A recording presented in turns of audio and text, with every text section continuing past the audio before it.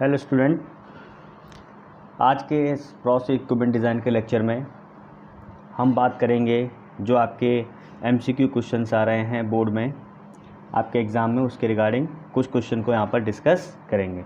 जैसे हमारा पहला क्वेश्चन है क्वेश्चन नंबर वन है कि जो आपका मैकेनिकल फोर्सेस है, प्रोसेस इक्विपमेंट डिज़ाइन में हमने बात करी थी कि जो आपका मैकेनिकल फोर्स है वो मैकेनिकल फोर्स क्या होता है।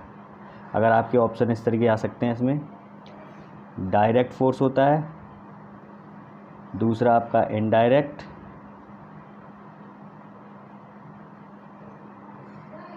तीसरा आपका हो सकता है ये यानी ABC, सी हो सकता है आपका direct indirect both, direct and indirect both, और आपका डी ऑप्शन है नन ऑफ दीज, नन। तो इसमें जो ऑप्शन होगा वो आपको पता है कि जो मैकेनिकल फोर्स होता है वो आपका डायरेक्ट फोर्स होता है। यानी हमें क्या होता है, मैकेनिकल फोर्स में अगर कोई भी ऑब्जेक्ट में डायरेक्ट फिजिकल कांटेक्ट की आवश्यकता पड़ रही है तो ऐसे फोर्सेस को हम क्या बोलेंगे, मैकेनिकल फोर्स कहेंगे। तो यहाँ जो ऑप्शन हो जाएगा आपका क्या हो जाएगा, डायरेक्ट। ठीक है। अब आपका क्वेश्चन नंबर 2 ये है कि जब हम, आपका क्वेश्चन नंबर 2 है when we applied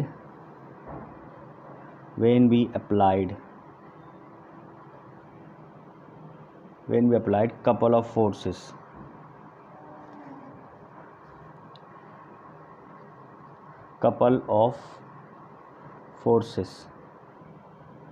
on both hand। ठीक है, तो इसका आंसर क्या हो जाएगा, इसमें लिखा हुआ है when we applied couple of force on both hand, यानी दोनों एंड्स पर यदि हम couple of force का अप्लाई कर रहे हैं तो आपका क्या होता है, वो टॉर्क क्या प्रोड्यूस करेगा, आपको टॉर्क। ठीक है, तो यहाँ से क्या हो जाएगा, यहाँ जो ऑप्शन होगा वो आपका दे रखा होगा, ए आपको दे रखा होगा moment of inertia, B option आपका दे रखा होगा टॉर्क, सी ऑप्शन आपका दे रखा होगा मोमेंट ऑफ इनर्शिया और टॉर्क दोनों, और डी ऑप्शन आपका दे रखा होगा नन। ठीक है, तो आपको इसमें कौन सा ऑप्शन लगाना है, टॉर्क। क्योंकि टॉर्क क्या होता है, F/D इसके बराबर होता है। यानी कि कपल ऑफ फोर्स, जब हम किसी भी मटेरियल को, हम ट्विस्ट करते हैं, हम आपको बता चुके हैं ट्विस्ट फोर्स क्या होता है। जब हम किसी मटेरियल को ट्विस्ट करते हैं तो वहाँ पर क्या होता है, कपल ऑफ फोर्सेस जनरेट होता है। ऐसे फोर्स को क्या बोलेंगे हम, कपल ऑफ फोर्सेस। ठीक है, तो कपल ऑफ फोर्सेस है, आप दोनों एंड्स पे आप क्या कर रहे हैं, कपल ऑफ फोर्स उसके लगा रहे हैं, तो ऐसे में क्या होगा, आपका टॉर्क जनरेट हो जाएगा। ठीक है, अब जो नेक्स्ट क्वेश्चन है आपका क्वेश्चन नंबर 3, अगर हम बात करें तो वो क्वेश्चन आपसे क्या कह रहा है कि जो आपकी शियर और जो शियर स्ट्रेस और आपका स्ट्रेन में रिलेशन, शियर स्ट्रेस और स्ट्रेन में रिलेशन क्या होता है। तो आपको पता होना चाहिए shear stress tau is equal to क्या होता है, मैं आपको पिछले लेक्चर बता चुका हूँ, G/φ। ठीक है, यहाँ पर जो G हो जाएगा वो आपका क्या हो जाएगा, मॉडुलस ऑफ रिजिडिटी, मतलब कितना कितना मटेरियल आपका रिजिड है। ठीक है, तो इस तरीके से क्वेश्चंस आपके प्रोसेस इक्विपमेंट डिज़ाइन में पूछ सकते हैं। ठीक है, और क्वेश्चन नंबर नेक्स्ट हम बात करते हैं कि जो स्ट्रेन एनर्जी होती है आपकी, ठीक है, स्ट्रेन एनर्जी इज, यानी स्ट्रेन एनर्जी क्या होती है। तो स्ट्रेन एनर्जी आपको पता है कि यदि हमारी जो किसी भी बॉडी में यदि इलास्टिक लिमिट के विदिन कोई एनर्जी स्ट्रेन हो रही, मतलब स्टोर हो रही है, तो ऐसी एनर्जी को हम क्या बोलेंगे, स्ट्रेन एनर्जी बोलेंगे। ठीक है, तो स्ट्रेन एनर्जी मैंने आपको जब पढ़ाया था तो उस time strain of proof resilience, इस तरीके के सब चीज़ों के बारे में मैंने आपको बताया था कि वहाँ पर जो स्ट्रेन एनर्जी है, प्रूफ रेजिलियंस क्या है, इस सब के बारे में, एंड्योरेंस लिमिट क्या है, ये सब चीज़ों के बारे में मैंने डिस्कस किया था। ठीक है, तो मैंने स्टिफनेस के बारे में भी बताया था आपको। ठीक है, तो यहाँ से जो आपका स्ट्रेन एनर्जी है वो हम एक तरीके से स्ट्रेन एनर्जी क्या बोलते हैं, energy store in body due to deformation. ठीक है, इसको हमने किससे रिप्रेजेंट किया था, आपका यू से रिप्रेजेंट किया था इसको। ठीक है, तो इसको हम क्या लिखते थे कि एनर्जी स्टोर्ड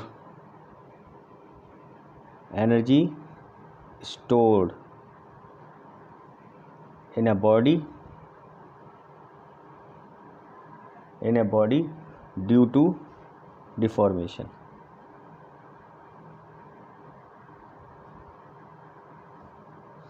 ठीक है, डिफॉर्मेशन के कारण जो एनर्जी बॉडी में स्टोर होती है उसे हम स्ट्रेन एनर्जी कहते हैं। ठीक है, तो स्ट्रेन एनर्जी का जो आपसे फॉर्मूला ही पूछ सकते हैं, स्ट्रेन एनर्जी का फॉर्मूला क्या होता है, हाफ पी इंटू डेल, ये इसका फॉर्मूला होता है। ठीक है, यहाँ पर क्या है आपका हाफ पी आपका मैक्सिमम लोड है, ये आपका डिफॉर्मेशन है। ठीक है, तो अब आपका नेक्स्ट क्वेश्चन है। तो मतलब कि इसका जो ऑप्शन अगर इस तरीके से आएंगे तो इसका जो ऑप्शन होगा, अगर ये स्ट्रेन एनर्जी के बारे में पूछ लिया तो स्ट्रेन एनर्जी के बारे में हम लिखेंगे यहाँ पर, यहाँ लिख लेते हैं, स्ट्रेन एनर्जी क्या होगी, energy stored in a body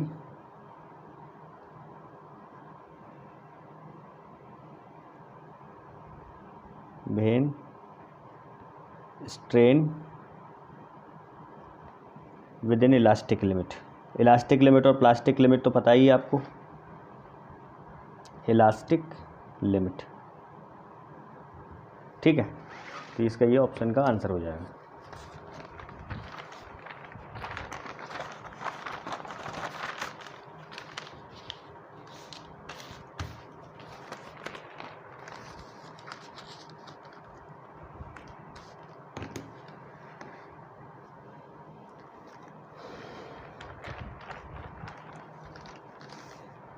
अब नेक्स्ट क्वेश्चन मूव करते हैं।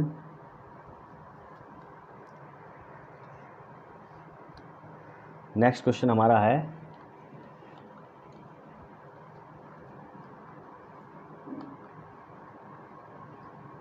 The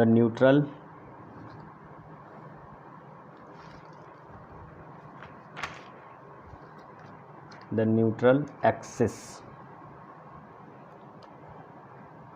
of the cross section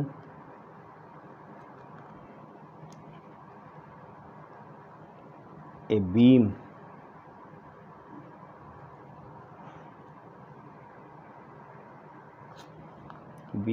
is that at which the bending stress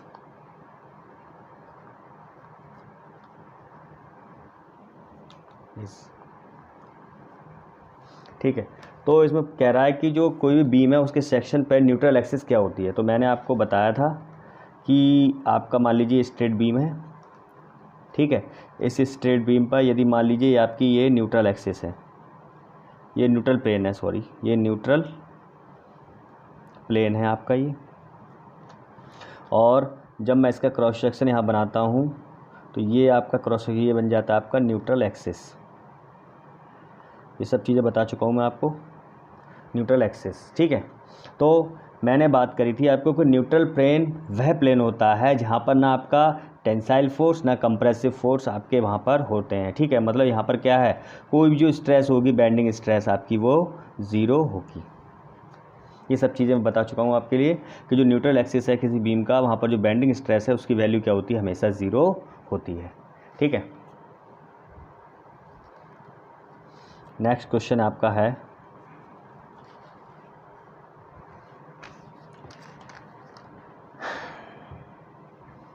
next question इस प्रकार पूछ सकता है, the deformation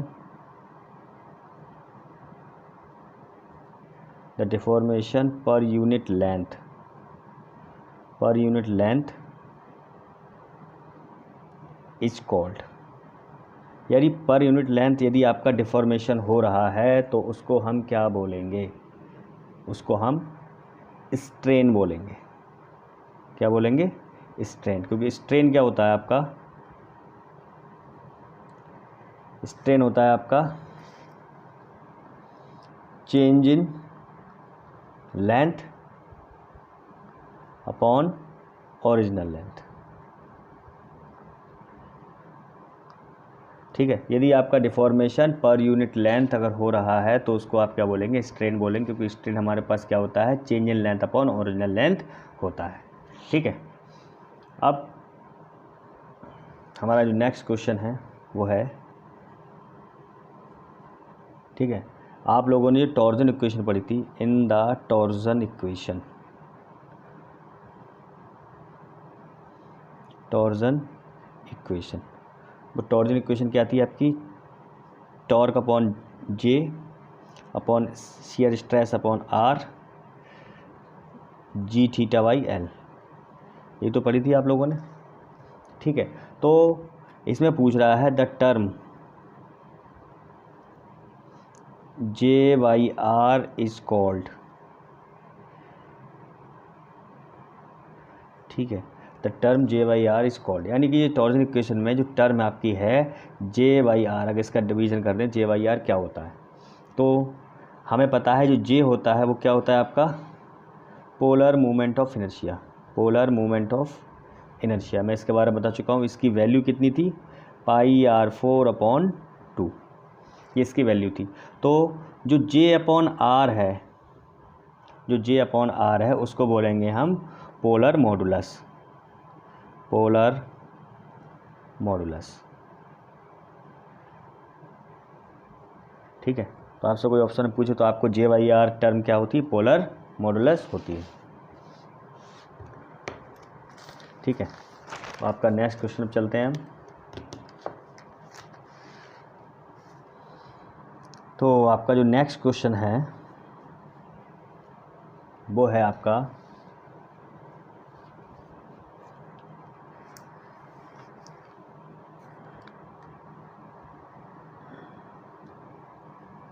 when a body is subjected to equal and opposite pushes, हम क्या कर रहे हैं? उसको इक्वल एंड अपोजिट पुशेस कर रहे हैं। As a result of which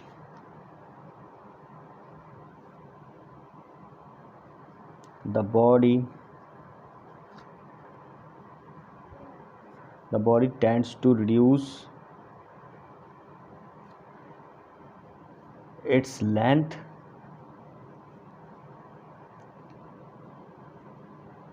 the stress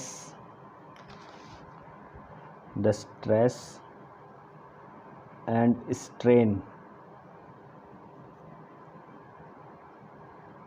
induced is compressive। Option A में दे रखा है आपका ट्रू, ऑप्शन बी में दे रखा है फॉल्स।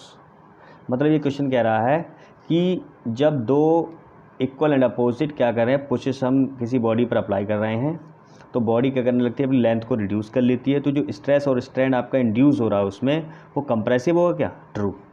ठीक है, क्योंकि उसमें क्या है? कंप्रेशन हो, उसकी लेंथ भी कंप्रेस होगी। तो जो स्ट्रेस और जो स्ट्रेन होंगे वो कौन सा नेचर होगा? उनका कंप्रेसिव नेचर होगा। ठीक है, अब नेक्स्ट क्वेश्चन आपका है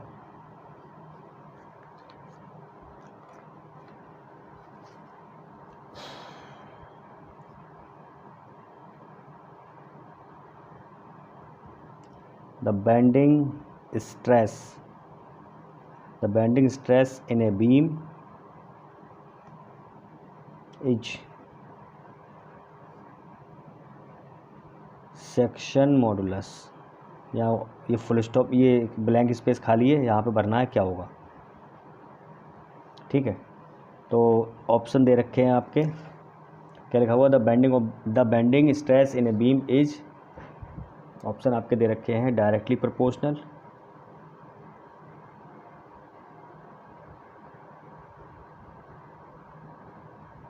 ऑप्शन बी दे रखा है इनडायरेक्टली प्रोपोर्शनल। तो हमें पता है कि जो बेंडिंग स्ट्रेस का फॉर्मूला मैंने आपको लिखवाया था वो किस प्रकार आया था, sigma B upon E is equal to Y upon R, ये फॉर्मूला था। ठीक है, तो यहाँ से हमारी बेंडिंग स्ट्रेस किसके बराबर आई थी, E Y R into Y, ये हमारे पास फॉर्मूला यहाँ पर आ रहा था। ठीक है, तो मतलब यहाँ से जो आपका यंग्स मॉडुलस है, ठीक है, वो ई क्या आपका यंग्स मॉडल वो भी कांस्टेंट होगा किसी मटेरियल की हम बात करेंगे तो, और आर आपका क्या होगा, आर भी आपका कांस्टेंट होगा। वो आर आपका जो रेडियस है वो कांस्टेंट क्यों होगी, यदि हम कोई भी मूविंग लोड को अप्लाई नहीं कर रहे हैं, हम क्या कर रहे हैं, कोई भी मूविंग लोड अप्लाई नहीं कर रहे हैं, यानी मूविंग लोड नॉट एप्लीकेबल, तो हमारा जो रेट आर है वो क्या रहेगा, आपका कांस्टेंट रहेगा। ठीक है, तो यहाँ से हमें क्या पता लगा कि जो सिग्मा बी है वो आपका डायरेक्टली प्रोपोर्शनल टू बाई हो जाता है। ठीक है, मतलब कि क्या है, बेंडिंग, ये क्वेश्चन था हमारे पास, the bending stress in a beam is directly proportional to the section modulus. तो यहाँ से ये सेक्शन मॉडुलस की वैल्यू आ गई, sigma B directly proportional to by. ठीक है, अब आपका जो नेक्स्ट क्वेश्चन है उसको हम डील करते हैं। आपका जो नेक्स्ट क्वेश्चन है उसको हम डील कर रहे हैं कि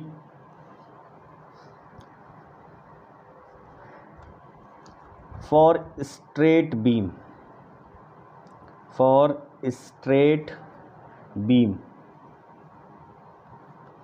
रेडियस ऑफ कर्वेचर इज, यानी स्ट्रेट बीम के लिए रेडियस ऑफ कर्वेचर की वैल्यू क्या होती है। तो आपको पता है रेडियस ऑफ कर्वेचर क्या होता है, आपका इनफाइनाइट होता है, इस चीज़ को बता चुका हूँ। ठीक है, जैसे आपका कोई स्ट्रेट बीम है, ठीक है, ये उसका न्यूट्रल प्लेन है, इस न्यूट्रल प्लेन के नीचे अगर कोई लेयर लेते हैं तो और वहाँ से हम नॉर्मल ड्रॉ करते हैं, तो ये जो नॉर्मल है, दो नॉर्मल है, ये दोनों नॉर्मल क्या करेंगे, इनफाइनाइट पर जाके आपके क्या करेंगे, इंटरसेक्ट करेंगे, इसलिए जो उसकी जो रेडियस ऑफ कर्वेचर है वो आपकी इनफाइनाइट होती है। तो ये आपसे पूछे कि आर इजकल टू आर की वैल्यू क्या होगी, तो ऑप्शन आपको दे रखे होंगे 1 2 3 0 इनफाइनाइट, तो आपको क्या लगाना है, आर इजकल टू इनफाइनाइट। ठीक है, ये आपका ये क्या होगा, करेक्ट ऑप्शन होगा। ठीक है, और एक क्वेश्चन इस तरीके से आ सकता है आपका इसमें कि अगर आपका कोई बीम है, स्ट्रेट बीम है, तो स्ट्रेट बीम में जो स्ट्रेस है वो कैसे वेरी करती है। तो क्वेश्चन आपका है in a simple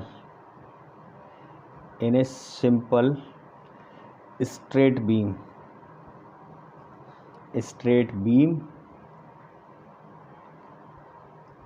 the bending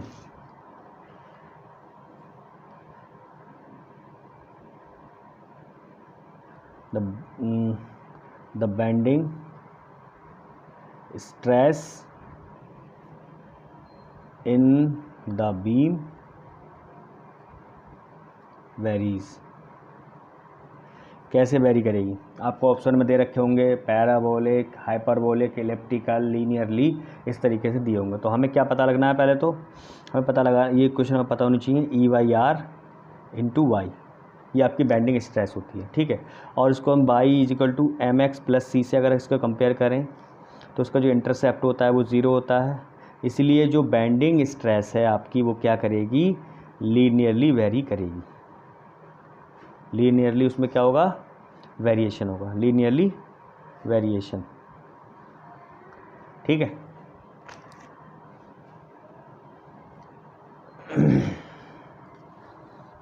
अब आपका जो नेक्स्ट क्वेश्चन है,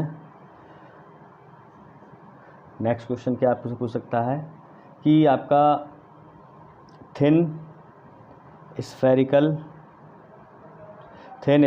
cell in thin spherical shell stress will be thin spherical shell में जो आपकी स्ट्रेस है उसकी वैल्यू क्या होगी, आपकी PD/40। PD/40। ठीक है, तो आज के लिए इतना लेक्चर में इतना ही ऑप्शन काफ़ी है। जो नेक्स्ट लेक्चर होगा तो हम दूसरे ऑप्शंस की बात करेंगे, दूसरे क्वेश्चन उसमें सॉल्व करेंगे। आज के लिए इतना ही काफ़ी है। Thank you class.